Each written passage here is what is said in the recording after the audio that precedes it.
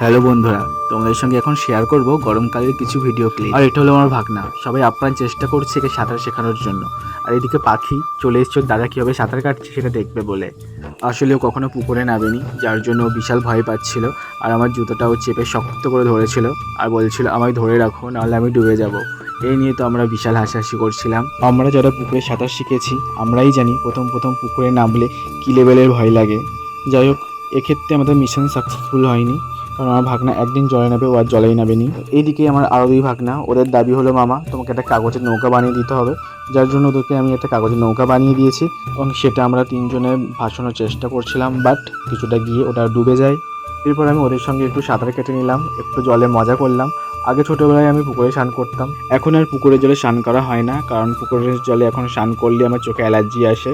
আমি আর ভাগনা পুকুরের জন্য খানিকক্ষণ মজা করি, তারপর উঠে আসি। ব্লগটা কেমন লাগলো কমেন্টে জানিও। টাটা।